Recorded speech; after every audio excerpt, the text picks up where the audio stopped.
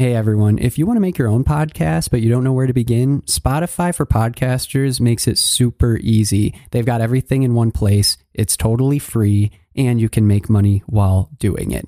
Here's how it works. Spotify for Podcasters lets you record and edit podcasts right from your phone or computer, so no matter what your setup is like, you can start doing it today. Then you can distribute your podcast to Spotify and pretty much everywhere else podcasts are heard. Video podcasts are also supported, and you can even conduct polls and Q&As. With Spotify for Podcasters, you can earn money in a variety of ways, including ads and podcast subscriptions. And best of all, the platform is totally free. No catch, totally free. When I wanted to start my own podcast, I did not know where to begin, and I didn't think it was even possible.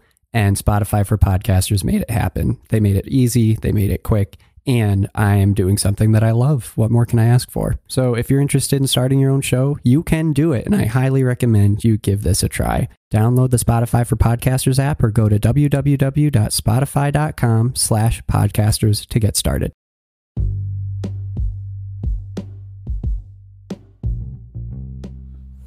Hi, everyone. Welcome to Live Fully Podcast. My name is Felix. And my name is Alexander, co-founder of ETHA Natural Medicine. And Alexander, I just wanted to talk to you about using Kratom. I've been around you for a while now talking about Kratom and Victor, and I generally don't have any pain or any kind of problems that I need Kratom for, but sometimes I wake up and I have a kink in my neck, or maybe hurt myself playing a sport or something like that where I twist my ankle. Is there a product you recommend that I could use that would help me with that kind of pain? Yeah, so pain is definitely a complicated topic. And so there is going to be some self-experimentation required, especially for the first time you use Kratom. And there's a couple things that are going on where if you look at our product line of ETHA, you'll see everything from kind of like a workout to more of like a midnight dream blend. So everything from the morning to the midday to midnight. And what that correlates to are different alkaloids inside the leaf that we test for, we blend, and then we put those blends of Kratom into our whole leaf tablets or our powder.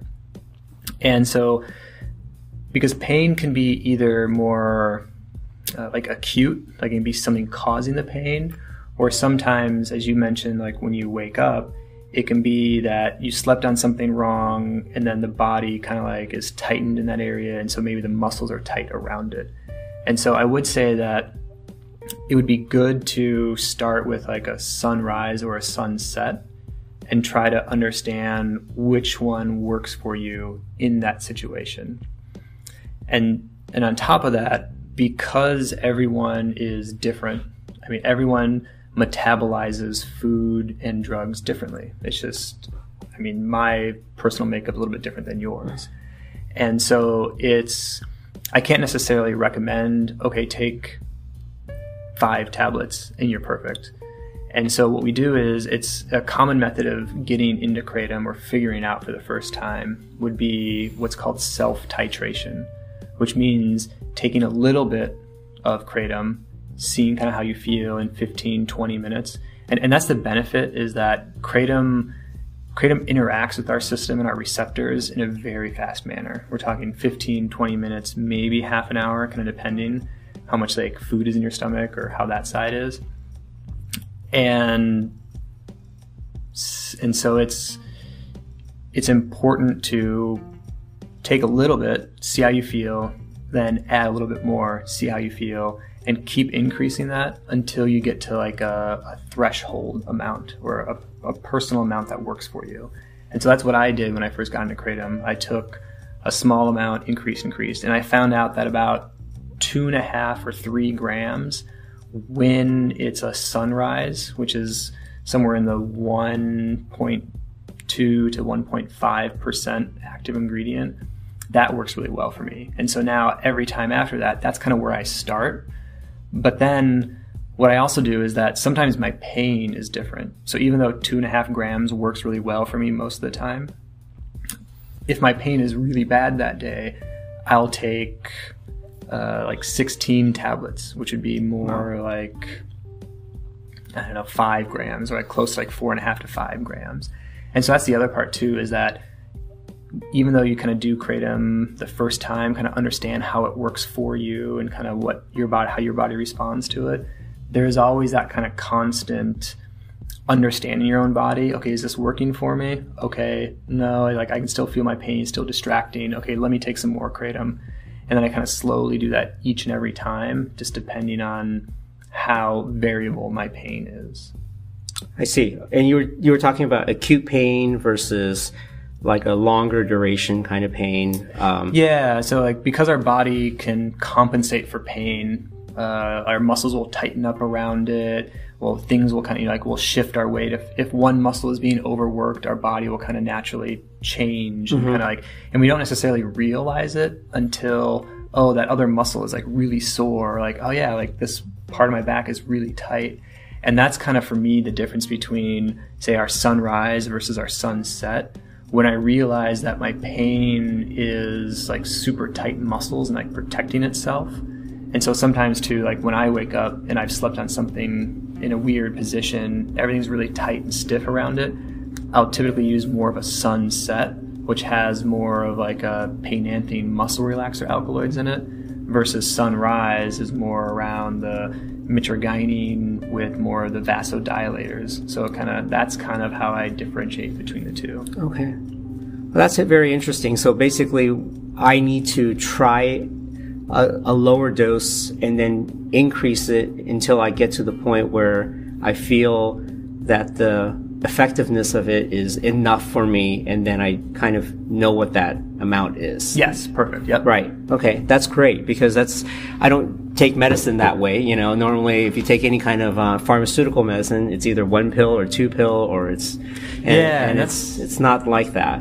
Yeah, and that's the interesting part, and the reason the pharmaceutical industry is in this mode of, you know, it's kind of the pharmaceutical industry is only now starting to go back into personalized medicine. And a lot of the reason for that is because of the way drugs have been developed. They've been using a very small set of population typically. And so unfortunately that kind of revolved around white middle-aged males who were kind of the first ones to be tested with some of these new drug developments. And because of our system is such a long process to develop new drugs, they would have to compare that to kind of that same group of white middle-aged males. And so that's where a lot of these drugs would be developed for that group of body chemistry. And even within that, there's a lot of variation.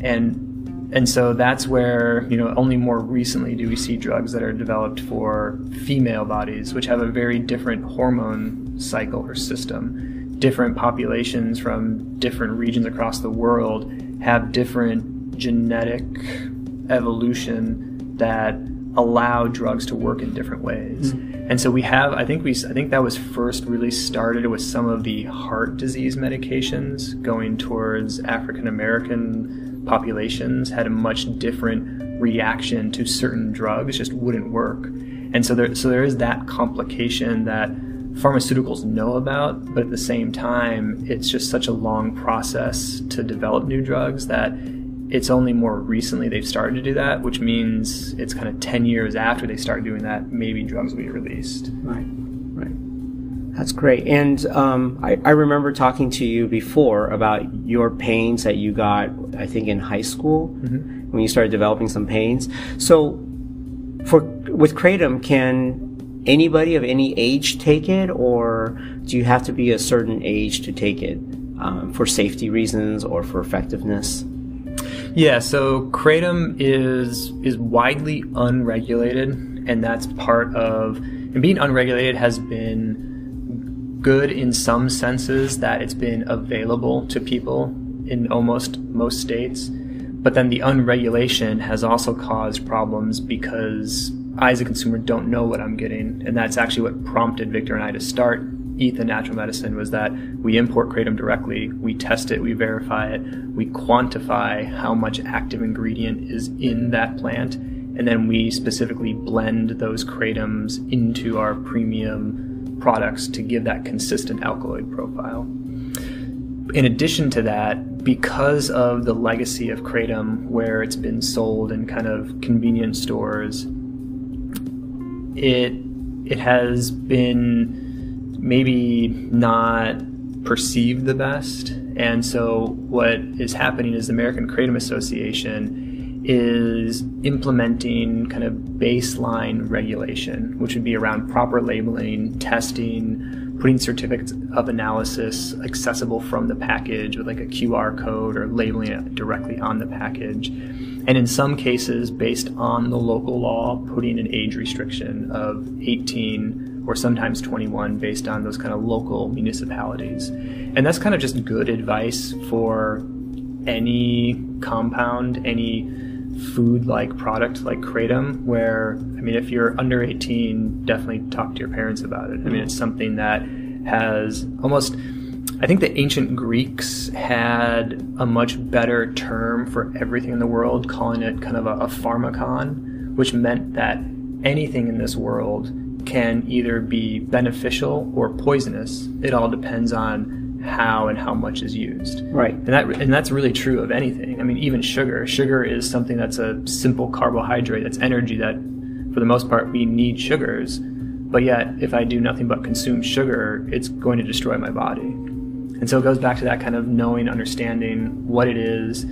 If you're under 18, always talk to your parents. If you are thinking about kratom, talk to your doctor about it, but also know that your doctor may not know much about kratom because they don't actually receive much information other than pharmaceutical sales marketing. So if they don't have, so it kind of depends on who your doctor is, but I would look to the American Kratom Association. They have a lot of resources from universities and doctors and researchers who have been studying kratom for decades. They have the most credible list of resources of peer-reviewed published articles, and that's kind of a good source to start with. Or if you can, and you have friends that are super into research, you can send them the articles. They kind of do a summary because it can be very scientific engineering and nerd speak that I personally enjoy, but I know a lot of other people don't. And so it's the information is there, but sometimes you have to dig a little bit deeper to get to it. Got it.